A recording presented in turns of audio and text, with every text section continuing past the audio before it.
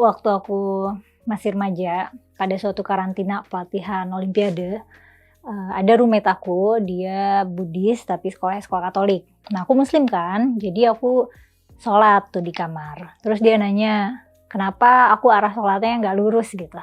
Kayak apa namanya, kayak agak nyerong. Nah, terus aku bilang soalnya sholat itu menghadap Ka'bah, dan Ka'bah itu arah mata anginnya ke barat. Nah, terus dia nanya, kenapa harus menghadap Ka'bah? Gitu, emang Ka'bah isinya apa gitu. Ka'bah itu apa dan isinya apa. Terus ya aku bilang ya emang ketentuannya begitu gitu. Kalau sholat menghadap Ka'bah, dan Ka'bah itu ya bangunan yang gak ada isinya gitu. Nah, terus dia nanya lagi, siapa yang bangun Ka'bah? Terus aku jawab Nabi Ibrahim gitu. Terus dia bilang, untuk apa Ka'bah dibangun kalau terus gak ada isinya gitu. Percakapan ini menghantui aku hingga aku dewasa ya. Aku sadar bahwa aku pun gak puas sama jawaban aku sendiri waktu itu. Dan sekarang ketika aku sudah dewasa, ada banyak sekali lapisan pertanyaan dan lapisan jawaban yang bisa diuraikan ya. Mungkin aku akan mulai dari bagaimana Ka'bah bisa ada ya. Tentu saja ada yang bangun gitu ya. Kalau di Quran itu dijelaskan bahwa Ka'bah dibangun Nabi Ibrahim dan Nabi Ismail. Tapi apakah keterangan di Quran ini didukung fakta sejarah dan gimana cara memverifikasinya? Bagi Muslim secara umum, keterangan dalam Al-Quran itu kebenaran yang nggak bisa ditawar ya, kebenarannya dianggap mutlak. Jadi jika pun ada kontradiksi dengan fakta atau nilai tertentu, kebenaran dalam Al-Quran itu tetap nggak bisa ditawar. Pada surah Al-Baqarah ayat 127 tertulis wa idh yarfa'u Ibrahimul qa'ida, dan ingatlah ketika Ibrahim meninggikan fondasi minal baiti, maksudnya fondasi daripada rumah, maksudnya rumah itu rumah Allah atau Baitullah atau Ka'bah. Wa Ismail bersama Nabi Ismail dan seterusnya hingga akhir ayat. Ayat ini menginformasikan bahwa Ka'bah itu dibangun Nabi Ibrahim dan Nabi Ismail. Kemudian pada surah Al-Hajj ayat 26 ada juga tertulis wa idh bawa'na li Ibrahim makadal bait, dan ingatlah ketika Ibrahim kami tempatkan di bait atau Ka'bah ya, atau Baitullah. Allah tusyrik bi syai'an, jangan persekutukan aku, maksudnya jangan persekutukan Tuhan dengan apapun. Wa tahhir baitiya, dan sucikanlah rumahku, lil ta'ifina, untuk orang-orang yang tawaf, wal qa'imin, dan yang beribadah, wa ruk'i sujud, dan bagi yang ruku dan sujud. Jadi ayat ini tuh nunjukin kalau Baitullah itu ya pusat ritual haji, dan ada ayat-ayat lain juga yang memerintahkan haji ke Baitullah bila mampu. Kemudian ada juga ayat yang menginformasikan bahwa ada makam Nabi Ibrahim di Baitullah. Fihi ayatun bayyinatun maqam Ibrahim. Tapi sebenarnya makam dalam bahasa Arab makam itu nggak selalu berarti kuburan ya. Secara umum artinya tempat bersemayam, secara literal artinya tempat berdiri. Jadi itu isim makan dari koma. Nah, menurut tradisi umum, makam para leluhur atau patriark termasuk Ibrahim itu ada di Hebron, sekitar 30 km dari Yerusalem. Tapi bukankah Ibrahim itu adalah figura historis? Kalau kita melihatnya dari sudut pandang iman, Ibrahim itu ya nyata dan sentral. Dalam studi sejarah, Ibrahim itu figur yang penggambaran hidupnya nggak bisa diverifikasi dengan bukti-bukti eksternal, tapi dia tetap dijaga, dipahami sebagai tokoh tradisi. Sampai sekarang nggak ada bukti kontemporer yang bisa kita pinpoint gitu, kita tunjuk, oh ini dia nih udah ketemu nih yang namanya Ibrahim atau Abraham gitu, yang udah jelas-jelas ini adalah tokoh yang dimaksud dalam Genesis atau dalam Al-Quran. Jadi secara metode sejarah sulit dibuktikan. Seperti kalau raja-raja kan ada prasastinya, atau ada arsip pajak, atau ada catatan kerajaan gitu. Nah, Nabi Ibrahim ini susah ketemunya. Sejumlah kajian akademik juga menekankan bahwa kita tuh nggak punya evidensi yang jelas tentang tokoh-tokoh patriark kayak Ibrahim atau Abraham dari sisi data sejarah yang independen dari teks-teks suci gitu ya. Data sejarah yang bukan kitab suci. Kalau dalam historiografi modern, Ibrahim itu figur teologis dan leluhur identitas gitu ya, founding ancestor. Dan riwayat hidupnya itu bisa ditulis ulang dengan standar sejarah modern. Jadi narasi Ibrahim itu fungsinya bukan catatan sejarah, tapi emang untuk membangun makna, asal-usul, untuk perjanjian, untuk dijadikan teladan iman, untuk legitimasi ritual, misalnya kayak tadi ritual haji di Baitullah, dan itu biasanya tetap dihitung historis ya, historis quote and quote dalam arti sejarah tradisi dan ingatan kolektif, walau historis dalam arti biografi itu sulit dipakukan gitu. Nah, perdebatan soal ini tuh pernah ramai pada tahun 70-an ketika ada karya-karya seperti The Historicity of the Patriarchal Narratives karya Thomas L. Thompson dan Abraham in History and Tradition karya John Van Seters, yang mereka tuh mengkritik klaim lama bahwa arkeologi bisa mengkonfirmasi era patriark. Ya, intinya sih, inti kritiknya itu arkeologi itu nggak bisa dipakai untuk mengesahkan cerita-cerita itu sebagai laporan sejarah. Bahkan ada argumen bahwa kisah-kisah patriark itu nggak ditulis untuk jadi historiografi dalam pengertian modern gitu. Karena dulu kan subjek-subjek ilmu pengetahuan tuh nggak baku kayak sekarang. Dan kalau misalnya Ibrahim ini adalah figur, ini kalau ya, jadi ini spekulatif ya, Ibrahim ini adalah figur yang hidup dan wafat di Hebron, apakah ia pernah tinggal di Mekah dan membangun Ka'bah? Karena jarak garis lurus dari Hebron ke Mekah itu aja 1.200-an kilometer. Kalau zaman Nabi Ibrahim dihitung 5.000-6.000 tahun yang lalu gitu, yang mana berarti jalur perjalanannya itu adalah opsinya jalan kaki atau naik unta atau naik keledai, yaitu perjalanan bisa makan waktu 1-2 bulan. Kalau misalnya seharinya perjalanannya misalnya 15-40 km gitu sehari. Kalau misalnya rujuk ke jamaah haji pada awal-awal ya, zaman dulu, kafilah haji dari Damaskus itu kalau ke Mekah perjalanannya sebulan. Makanya zaman Nabi Ibrahim bisa jadi jauh lebih lama. Nah, selain itu ada sebenarnya ada beberapa konsekuensi ya dari narasi didirikannya Ka'bah ini gitu. Historiografi Islam kayak misalnya Sirah Nabawiyah, riwayat-riwayat Mekah, atau tafsir-tafsir awal dan sejarah-sejarah Islam awal yang kadang oleh pembelajar Muslim dianggap sebagai sejarah yang asli atau yang murni. Di sini cerita yang paling terkenal, yang paling populer adalah bahwa Ka'bah dibangun ulang oleh klan Quraisy, oleh suku Quraisy beberapa tahun sebelum kenabian karena bangunannya rusak.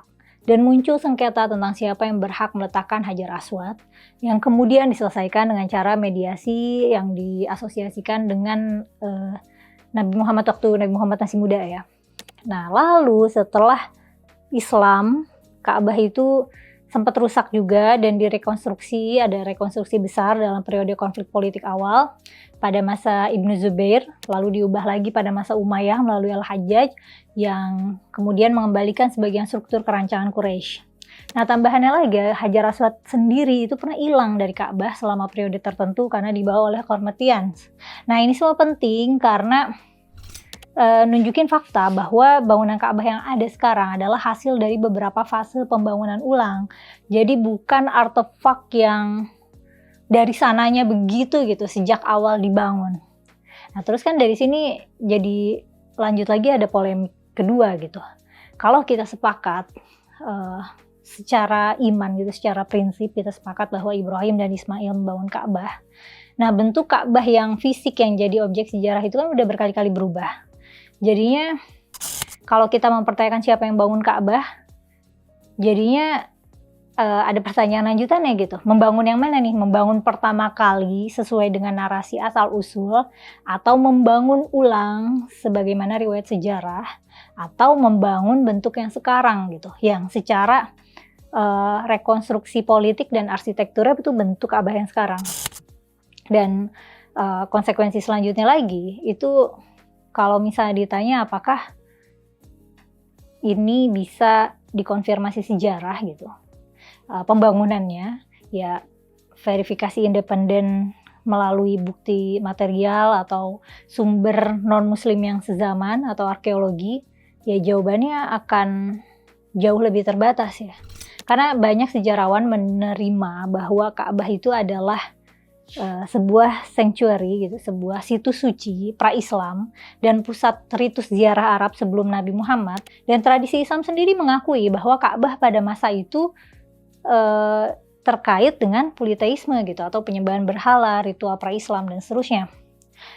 Namun untuk klaim yang lebih spesifik, misalnya Ibrahim itu sebagai tokoh historis benar-benar pergi ke Mekah gitu dan membangun Ka'bah, itu sangat-sangat sulit dikonfirmasi dengan standar bukti independen modern ya. Bukan hanya karena umur kisahnya, tapi juga karena kondisi situsnya. Mekah pernah banjir dan pernah ada pembangunan ulang terus-menerus, dan area Ka'bah itu adalah pusat ibadah yang praktis gitu. Nggak mungkin jadi lokasi penggalian arkeologis bebas. Sejarawan seperti Francis E. Peters itu pernah menekankan bahwa karena banjir dan rekonstruksi berulang, jadi hampir nggak ada bukti material yang bisa mengunci sejarah awal situs-situs suci itu gitu. Jadi kita tuh nggak tahu apakah material yang dipakai di Ka'bah sekarang tuh apakah emang udah dari dulu atau itu batu-batu baru gitu. Jadi ketidakmampuan verifikasi itu ya bukan otomatis, oh ini pasti nggak benar dibangun Ibrahim gitu. Tapi sebenarnya lebih tepatnya disebutnya kita nggak punya bukti, kita nggak punya alat pembuktian yang cukup. Nah, konsekuensi lanjutannya lagi dari narasi Quran itu